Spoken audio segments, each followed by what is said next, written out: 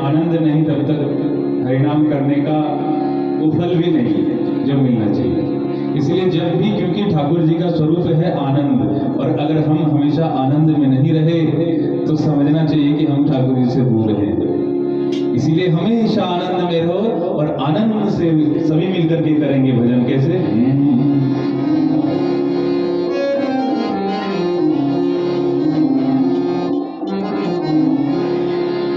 Hare Krishna Hare Krishna Krishna Krishna Hare Hare Hare Ram Ram Ram Hare Hare Hare